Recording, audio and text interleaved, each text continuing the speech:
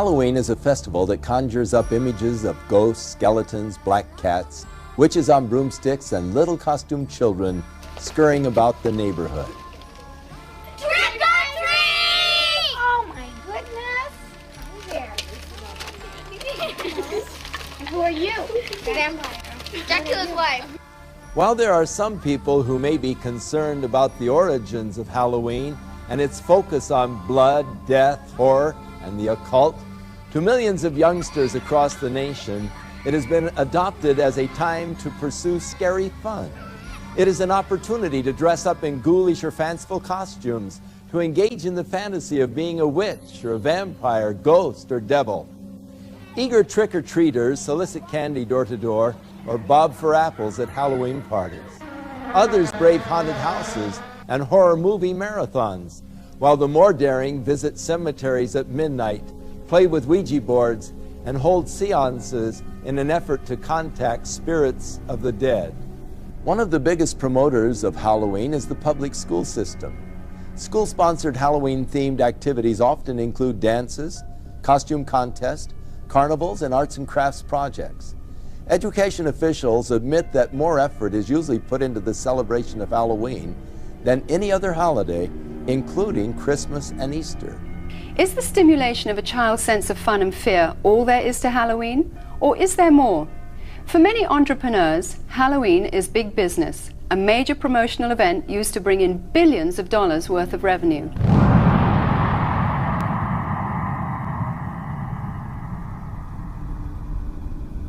In addition to the usual costumes of cartoon characters for children, a growing number of outlets are featuring more macabre and sinister creations for purchase. This one well-known department store chain will sell more than $500 million worth of Halloween paraphernalia this year. And that doesn't include revenue from the sales of trick-or-treat candy.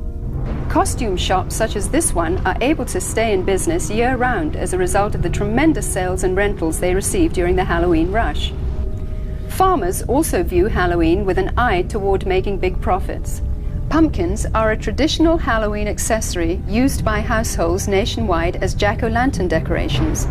This one Southern California field of only 164 acres will yield nearly $250,000 to its owner.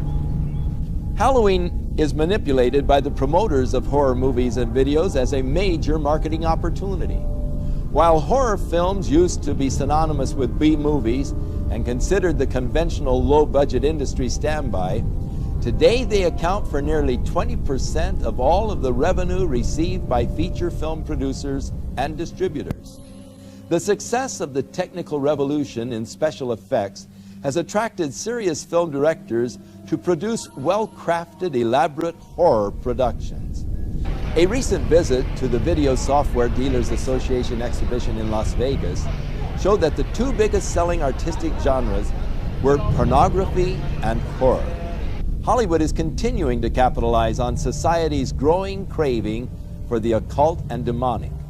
The irony is that while these producers label such films as fun and make-believe, many of them hire practicing witches or Satanists as technical advisors who ensure the authentic reproductions and performances of rituals, sacrifices, spells, and curses.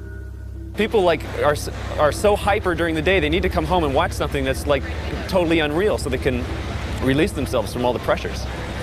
It's just the type of thing that makes you laugh and forget about life. Over the last 2 decades, most horror films have become far more graphic in their depictions of violence and cruelty.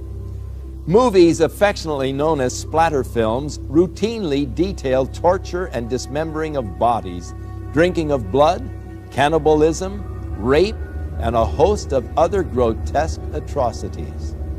Well, we think it's pretty fun. A lot of people just like it because it's fun, it's wacko, it's not real, and so it's just the type of thing that people like to watch because you don't have to think reality when you watch it. When it comes to gore or splatter or any other particular genres, the justification lies in our Constitution. I don't feel anybody has the right to tell me what I can or cannot watch. Most of these films receive R ratings, which mean that children under 17 cannot view the film or rent the video without the accompaniment of an adult. Yet this precaution is seldom enforced, for 15 is the average age of those who see these films. While many producers claim that these gruesome spectaculars are merely fun, and not dangerous to the psyche of our youth. Many of the scenarios from the horror films are duplicated in copycat crimes, which make for sensational headlines.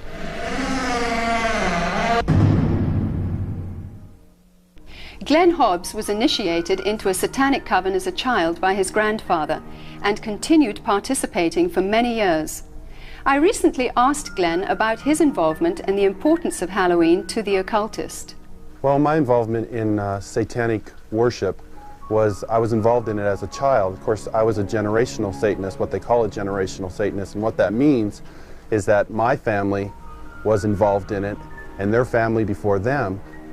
Now, my earliest rememberings of Halloween and some of the things that were involved was, it was a very dark time for me as a child. It was something that I didn't enjoy. Glenn, could you tell us about your involvement in any rituals at Halloween as a child? There was another little girl that was involved in the occult with me, and her name was Becky. Now, Becky was a different type of child. She was blessed to be a sacrifice. I was being blessed to be a high priest, where she was being blessed and born into the coven there to be a sacrifice. Now, we were in a ritual where we were married together.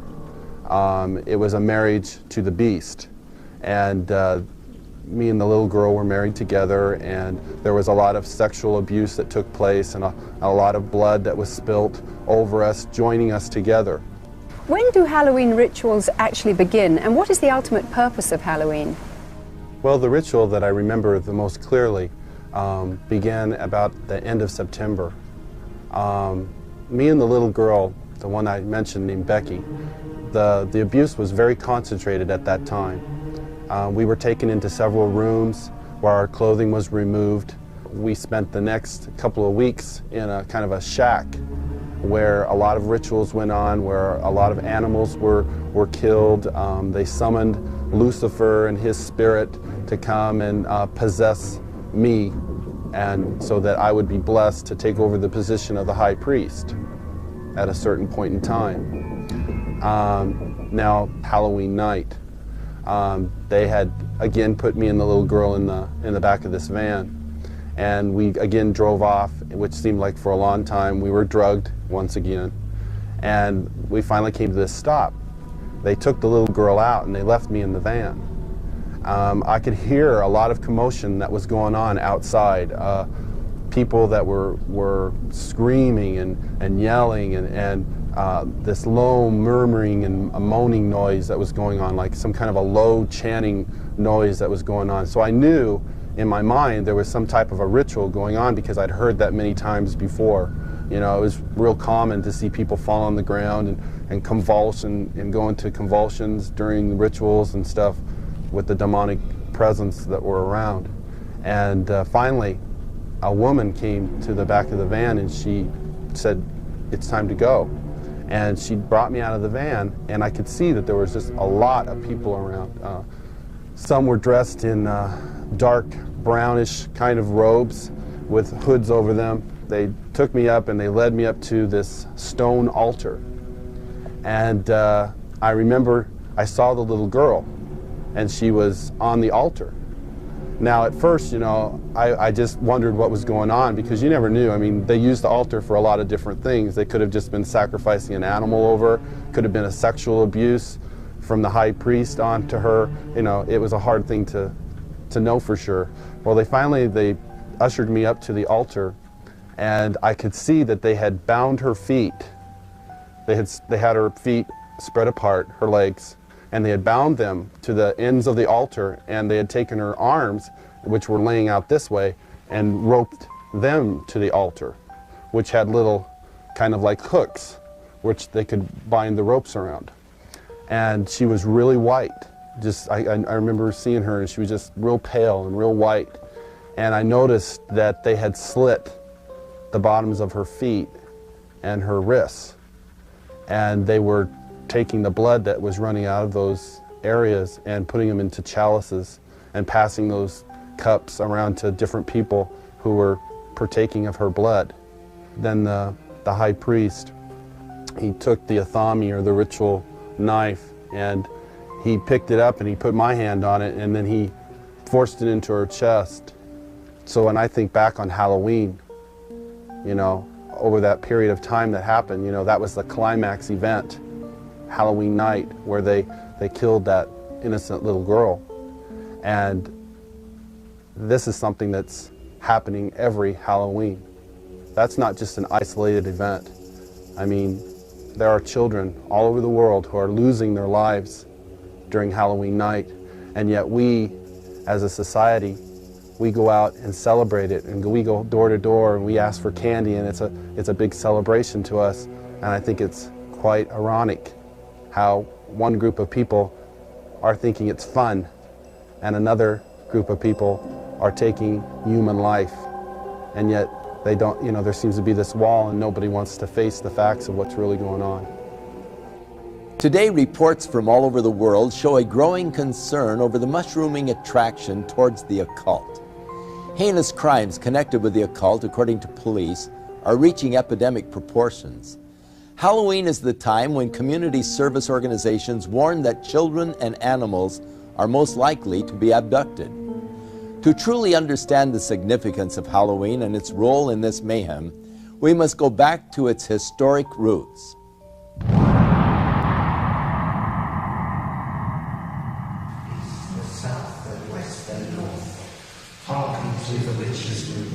What you are looking at are actual rituals and spells being performed by practicing witches and druids throughout America and Europe. These are not actors or reenactments. They are real. Most of Halloween's customs are the remainders of pagan superstition relating to Samhain, the Druidic New Year. The Druids were the influential priests, magicians and sorcerers of the nature religions that prevailed in early northern Europe. These native beliefs permeated Celtic culture for about 2,000 years, up until the introduction of Christianity. Today, a revival of the practices of Druidism, along with various forms of witchcraft and nature worship, are sweeping across Europe and North America.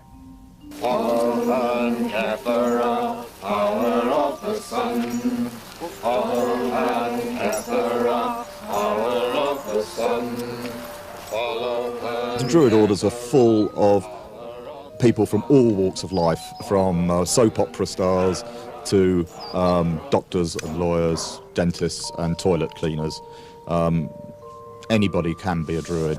I'm standing on Primrose Hill, which is one of the sacred sites in London, and it was here that the Druid order was inaugurated in its last, most recent cycle in 1717, when a number of Druids from Wales and Scotland and Ireland and Brittany and England came together, and it is here that some of the ceremonies are held. Samhain was seen as a time when the dividing line between the dead and the living was at its thinnest. Consequently, contact with spirit beings was thought to be easiest. Samhain was also one of the major fire festivals of the Celts. At this time, the Druidic priesthood led the people in diabolical worship ceremonies in which they would sacrifice animals and humans in ritual killings. Human sacrifice has absolutely no place in the modern tradition. Just because we see a pagan revival doesn't mean that we wish to go back to barbarism of any sort. So it's a bit of a red herring. It's not something we like to talk about.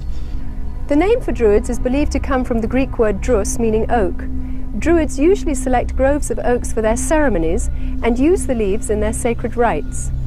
The work of the Druids consists in reuniting us with the world of nature externally and internally with that stream of ancient wisdom and knowledge. Sharing the Druidic tradition of nature worship is witchcraft. The title witch is from the Saxon word Wicca, meaning the one who practices sorcery. The Oxford Dictionary states that a Wiccan is one who is twisted, bent or warped. Despite attempts from modern Wiccans to sanitize the original intention of witchcraft, its practice cannot be divorced from demonology. O guardians of the watchtower of the east, I, Ishtar, high priestess and witch, do summon and stir thee. I command thy presence at this our meeting, to guard over our circle and to witness our rites. So mote it be. So mote it be. My mother was a witch, and my grandmother was a witch, and I have been a witch for as long as I can remember. Since I have been practicing the craft, there has been a great revival. I believe there's about 1 million people in England alone that practice witchcraft. The pagans are all over the place with their covens. If they're not calling themselves witches alone, they are paganistic in their ways. There are probably now as many people practicing witchcraft in Britain as there are committed Christians. I regard myself as a natural witch.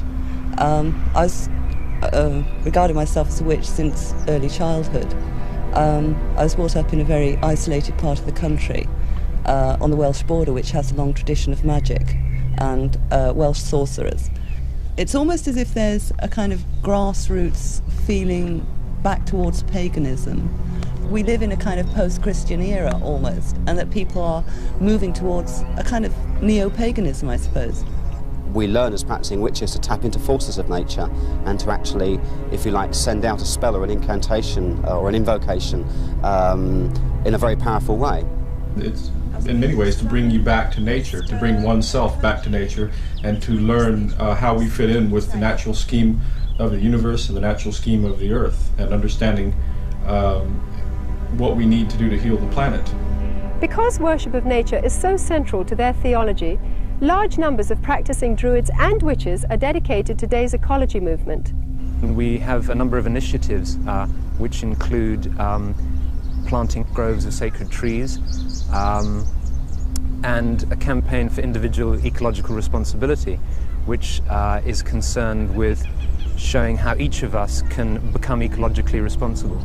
I think the time is coming now where we have to take the responsibility by the throat and actually get out there and say, there are answers here.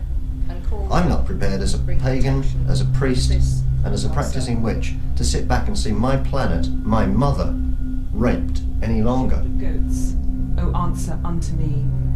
Halloween is often confused as a Christian holiday because of its association with Christian All Saints' Day or the Eve of St. Hallows, All Souls' Day. In fact, the original Christian dedication used to be celebrated in May and was intended to honor those Christians who died for their faith. But by the 9th century, the influential Roman Catholic Church changed the holiday to November, and the Protestant Church soon followed. Today, a thin Christian veil attempts to disguise an ancient pagan festival of the dead, which has become not only a secular observance, but notorious as the most favoured holy day of witches, sorcerers, and devil worshippers. I can't really say when I became interested in Wicca, because it's always been part of me, part of my roots. I love Halloween. I think I'm a very autumn person. We dress up the house with cobwebs and so on, and we cast a circle, and we have a smoky cauldron, and we all scry, which means do clairvoyance, into the smoke which comes out of the cauldron, and we open the gates of the underworld, and if any spirits want to come forward and speak, we listen to them. My first initiation, when I became first degree, was on Halloween, and I felt very, very much in tune with the god. The ancient Druids worshipped Baal, one of the most powerful of all the demon kings. In the list of Enochian demons, Baal is said to be a king which is of the power of the East.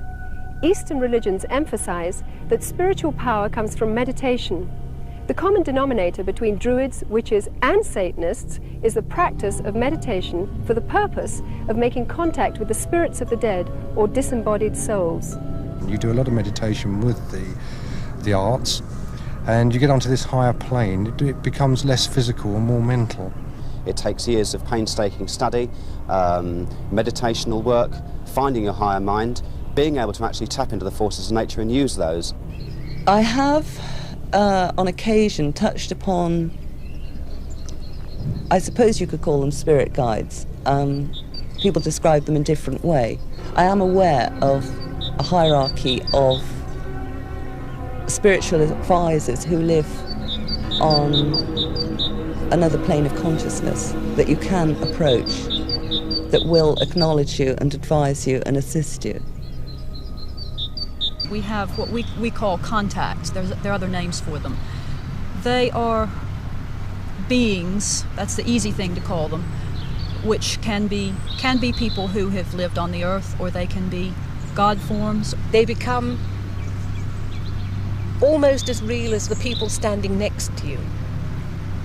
And whoever else you call doesn't actually materialize. You can't see them in the physical sense, but mentally you know that they are there.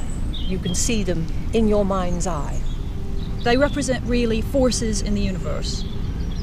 Forces that are like gravity or wind, but they're forces that have to do with our internal makeup and make our minds work in the way that they work. Margaret Adler, practicing witch and author of Drawing Down the Moon, warns that the trance state, with its roots in ancient shamanism and paganism, is not to be entered into lightly or when alone. For the spirit to be contacted actually enters the witch's body, using it to deliver a verbal message. There's a possibility if you don't cast a circle, the forces that could come into the room could take over in a form of possession. We had one example here where one young woman, a nurse, was possessed by, I don't know what it was, but a horrible voice came through her and she passed out. While occult procedures in their rituals may vary in intensity, the fact is that witches, as well as Satanists, commemorate Halloween night with the same fervent dedication to invoke spirits for personal power. Queen of heaven, Queen of hell, horned hunter of the night, lend your power unto our spell, and work our will by magic right.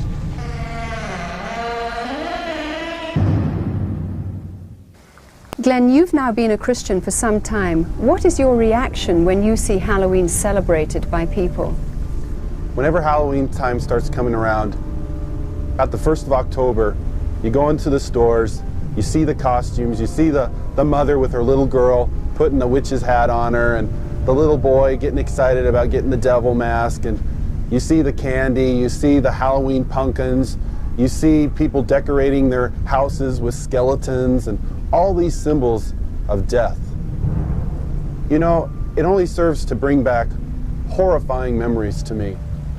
Memories of death, memories of children being so abused, so ripped of everything, their character, all in the name of Satan. If a person could really stop the next time they go into that store and realize that there are children who are going to lose their life because people are taking this a step further. There are people out there who don't just celebrate Halloween with trick-or-treat candy. This is a religious holiday to them. This is something that is holy and sacred, and they are taking innocent human life. I can't say, go ahead and have Halloween fun. It doesn't matter if you're participating in Halloween, even if you're not a Satanist, you know, if it's just for fun. No, because these Satanists are using this as a smokescreen. Glenn, you said that Halloween is a religion of Satan. What do you think when you see churches and Christians celebrating Halloween?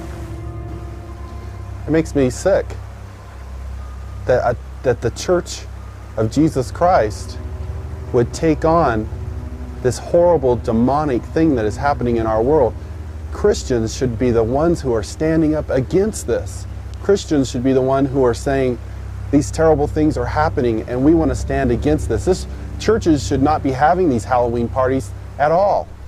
They should be coming together as brothers and sisters in Christ, binding together and coming against these dark forces, praying for these children that God will spare their lives, that somehow God will intervene and save these children. Whether the public chooses to believe in the frightening growth of Satanism or not, the fact is that a highly organized network of Satanists are operating in America and Europe today. They seem to be respectable members of society and are integrated into all professions and walks of life.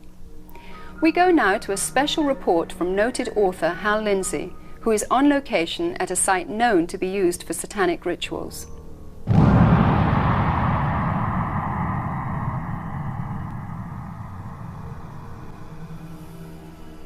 We came out to a place in the hills east of Los Angeles, to a location that has been identified in the past with ritual worship and, we believe, Satanism.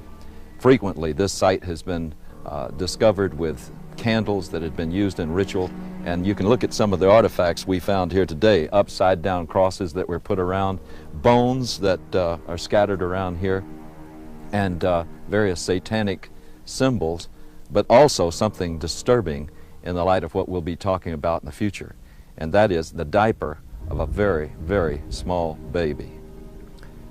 You know, I believe that this country is experiencing a pagan invasion, including a new upsurge of practice of witchcraft, the New Age, and as we will talk about today, outright Satanism. Around the middle of the 1960s, there was a dramatic upsurge in satanic worship, beginning with Anton LaVey and his writing of the Satanic Bible and the founding of the Church of Satan in San Francisco in 1966. I watched as this accelerated, not just in the West Coast, but around the country. When Charles Manson and his gang in 1969 committed the horrible, brutal crime at Sharon Tate's home, this was done in connection with all of the paraphernalia of Satan worship. This started a whole avalanche of satanic crimes. We've seen serial murders. We have watched as one after another has been brought to light. Many murders where satanic symbols have been discovered, the pentagram, 666, and all sorts of things of this nature were done. But more distressing, we have found all over the country reports that there are animals that have been mutilated in a very skillful and specific style that shows that they were ritually offered as sacrifices. There are now confirmed cases where there have been girls that have been used as breeders and their infant children have been sacrificed to Satan. Halloween seems to be the high holy day for the Satanist and the occultist.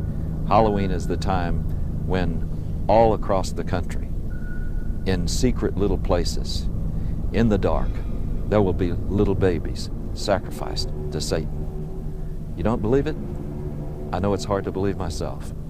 But there has been such an acceleration of worship of Satan that we believe that these sorts of things are happening, and we have evidence that they are. Satanism exists in this country as it exists elsewhere. It is appallingly evil. It is about murder.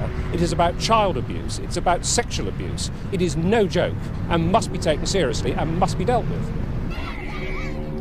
If they can ritually abuse children, if they can in any way sexually abuse children, anything to destroy a child's innocence or their trust or their wonder at the world, they will do it. The most tragic stories that I've ever heard are where a child has told people what's been happening, and the adults have said, don't be stupid, that doesn't happen in this country, you're making up stories, you're lying. The problem we're coming across is that the higher officials in these public organizations do not want to acknowledge that this is occurring. We need to lift that veil of misunderstanding and saying, hey, this is a crime to be dealt with. It's not going away. Satanists want to recruit. We know that it's been going on for many years. This is not new, but their arrogance and their outwardness about the way they recruit is becoming unbelievable. Sometimes they'll simply suck them in through the local high schools, sex and drug parties. We have an epidemic of young people participating in some strata of Satanism.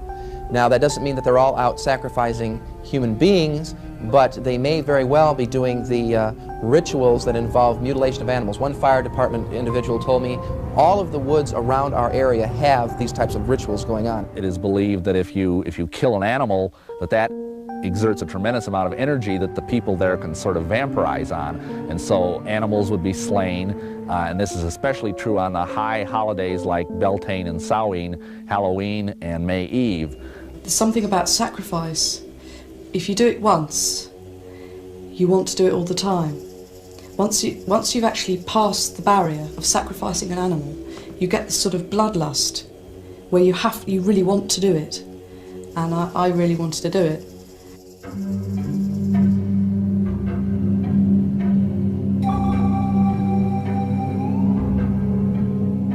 This lady in a black robe came forward with this little baby, and at first I didn't realize it was a real baby, and she just laid it on the altar. It was breathing, but it wasn't crying. And then the high priest just took the athame, or the ceremonial dagger, and just cut the baby's throat and caught the blood in a chalice. At that point, I was staggering, reeling. I thought I was just going to throw up. I just couldn't believe it, but by then I was so scared that I just stood there. And then when I was led forward, I thought, this is it, it's your turn, they're going to kill you.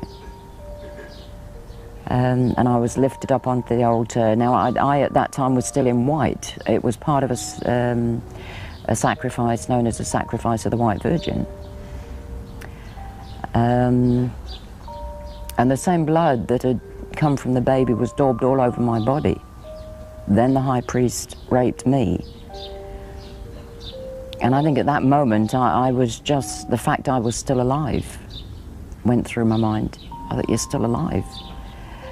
I then had to sign in blood a parchment stating that I would never ever reveal what had happened in a coven. If I did, I would die. Are human beings being sacrificed? Yes, they are. There's a lot of things that I would look for to make a determination on a ritualistic crime. It could be marks that are found at the scene. It may be things like a pentagram. It may be an upside-down cross. It could be, again, the number 666. It could be a loss of blood in the body, certain parts removed in a certain manner. They're victims. Some were targeted for specific reasons. One, because they wouldn't join. Two, because they did join and they want to drop out. Some of their victims are themselves. They voluntarily do it. In many satanic groups, a mother will be asked to sacrifice her own child to Satan, and she may even, in fact, be ritually impregnated to do that. She may even specifically have been impregnated, and then when the child is born, they never register the child as being born, and they kill it in a very horrible way, and sometimes the mother herself is actually asked to do it. Some of you may not even believe what you've just seen. You may believe that this is just something that's aberrational and that it just doesn't reach the mainstream of America. But just think about some of the headlines we've had recently. The case in Matamoros, where a group in Mexico were practicing human sacrifice, where they kidnapped and actually sacrificed several innocent young people. And think about the Night Stalker case here in Los Angeles, with Ramirez brazenly flashing the satanic symbol and saying, "Hail Satan," and holding up his palm with a pentagram in it. And yet Ramirez was convicted of some of the most brutal crimes that we've ever seen in this civilized society. One case where he caused the woman to say, "Hail Satan," while he was raping and sodomizing her alongside of her husband, whom he had already murdered. These are things that were done as a result, I believe, of getting involved in Satanism. The real Satanists, the hardcore Satanists, are involved in criminal activity, and for that reason they are going to try and look as normal as possible, the better to be able to deceive you.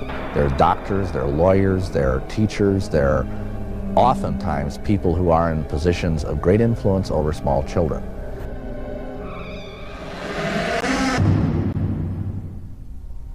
In a recent letter to syndicated advice columnist Ann Landers, a concerned parent wrote of a fourth-grade teacher who had asked her students to write a short essay on what they would most like to do to celebrate Halloween. 80% of her 9-year-olds expressed the wish to kill somebody. It is easy to see how Halloween's ambiance can promote an unhealthy desire for violence. All of today's seemingly innocent Halloween customs and symbols have their origins in the ancient Celtic Day of the Dead. For example, the practice of trick-or-treat is from Celtic tradition, where people gave food in return for blessings from spirits of the dead. Failure to supply treats would result in demonic retaliation. Jack-o'-lanterns grew out of the Celtic tradition of carving the faces of demonic spirits on turnips and later on pumpkins. The World Book Encyclopedia says the apparently harmless lighted pumpkin face of the jack-o'-lantern is actually an ancient symbol of a damned soul. Candlelit pumpkins, or skulls, at a home signified that the occupants were sympathetic to Satan and would therefore receive mercy by spirits and trick-or-treaters on their Halloween rounds. Perhaps the most sickening of all Druidic New Year practices were the human sacrifices which occurred at midnight. Adults and children alike would be thrown into huge fires while the celebrants danced around them in demonic fits of abandon. By morning's light, only ashes and bones would remain. These were called bone fires, which is where we get the tradition of bonfires today. The Druids believed that black cats were reincarnations of the evil dead and were possessed with supernatural power and knowledge. Bobbing for apples was part of the Druidic New Year sexual divination ceremony of fertility. The broomstick and witches' hats were originally considered phallic symbols. When used in the rituals of witchcraft, these objects supposedly transform the sexual energy released during orgasm into psychic energy. By understanding the pagan origins of Halloween, we can no longer claim ignorance.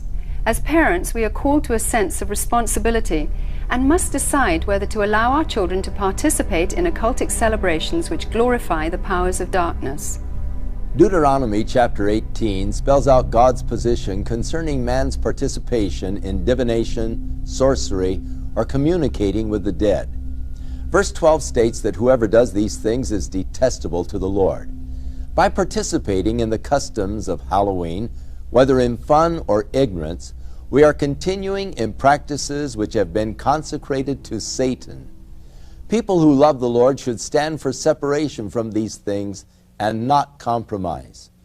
Christians can gather together at Halloween and use the night to educate themselves to the dangers of paganism and to take the opportunity to pray and wage spiritual warfare against the powers of darkness in their community.